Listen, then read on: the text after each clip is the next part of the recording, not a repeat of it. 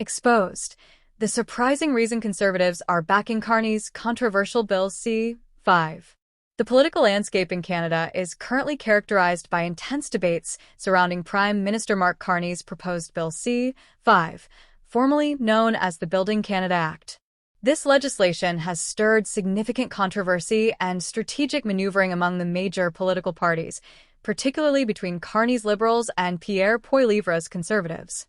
As the nation grapples with pressing economic challenges, including a mortgage crisis and rising inflation, the implications of this bill are far-reaching and complex, influencing everything from job markets to regional cooperation. At its core, Bill C-5 aims to dismantle interprovincial trade barriers, allowing professionals such as nurses, tradespeople, and engineers to work more freely across provincial lines. This aspect of the bill sounds promising, as it could enhance labor mobility and address skill shortages in various regions, particularly in areas facing demographic challenges. However, the second part of the bill is where the real contention lies. It grants the federal government expansive authority to override local laws for what is deemed to be in the national interest, a term that raises eyebrows and questions about federal overreach, especially given the historical tensions between provincial autonomy and federal control in Canada. The Conservatives' surprising decision to support this controversial bill has left many political analysts and citizens alike puzzled.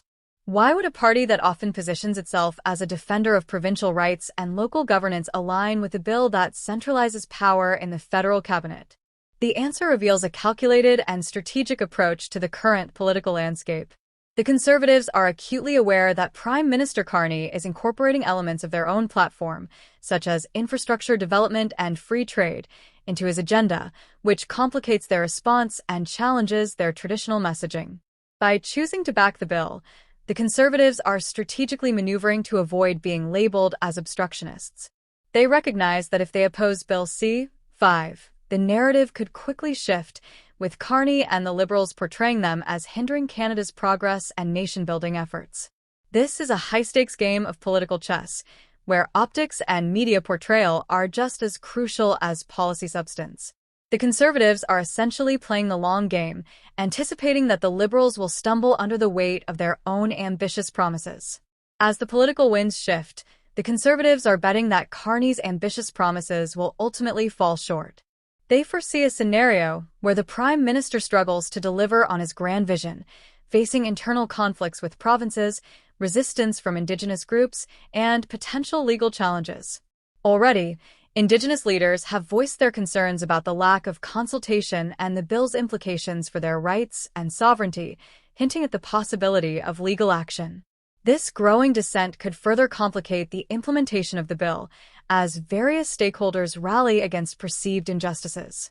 The Conservatives' long-term strategy is to give Carney enough rope to hang himself with his own promises. They are keenly aware that as Canadians approach January 2026, if the economic situation remains stagnant or worsens, characterized by rampant inflation, soaring grocery prices, and a plunging mortgage market, the public will grow increasingly disillusioned. They will likely ask, "Where is the relief we were promised?" And, "What happened to all those nation-building projects?" This growing dissatisfaction could be pivotal in shaping the political narrative leading up to the next federal election. By aligning themselves with Bill C-5, the Conservatives hope to position themselves as the party that foresaw the pitfalls of Carney's approach. They can then step back, allowing the Liberals to take full responsibility for any failures, thus preserving their own credibility and political capital. This is not merely a tactical move. It's a calculated gamble that aims to expose the Liberals' perceived incompetence and lack of innovative solutions to pressing national issues. The Conservatives are leveraging the bill as a means to redefine the political landscape in their favor. The media landscape plays a critical role in this political drama. With many outlets currently fawning over Carney's promises, the Conservatives will need to pivot the narrative when Parliament resumes in the fall. Pierre Poilievre intends to emerge not just as an opposition leader but as a credible alternative, positioning himself as the Prime Minister-in-waiting. This transition will be crucial for regaining public trust and support, as he seeks to present a clear and compelling vision that contrasts with the current government's approach. Critics of Bill C C-5 argue that the bill's broad powers could undermine the effectiveness of environmental protection laws. The potential for the federal government to bypass local regulations raises alarms among those concerned about sustainable development and the preservation of natural resources. The Assembly of First Nations has already pointed to the need for meaningful consultations to ensure that Indigenous perspectives are integrated into national projects. The concerns surrounding environmental stewardship and Indigenous rights are critical touchpoints that the Conservatives may leverage to galvanize public support against the bill. As the political arena heats up, the Conservatives are sharpening their message. They aim to highlight the disconnect between Carney's rhetoric and the realities facing Canadians. The narrative they intend to project is clear.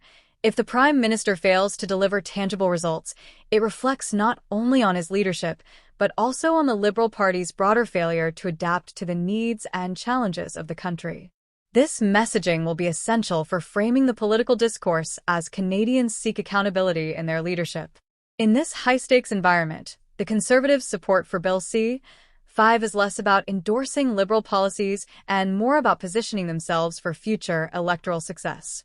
They understand that by allowing the Liberals to take ownership of the bill, they can effectively shield themselves from blame when the inevitable challenges arise.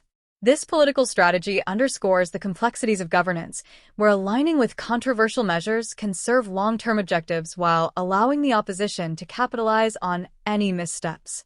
As the dust settles on this political maneuvering, Canadians will be watching closely. The upcoming months will be critical as the consequences of Bill C-5 unfold alongside the broader economic landscape. The Conservatives are poised to capitalize on any missteps by Carney, framing the narrative in a way that resonates with an electorate yearning for real solutions and accountability. The stakes have never been higher, and the political chess game continues, with each party vying for dominance in a rapidly changing landscape, where public sentiment could ultimately determine their fate.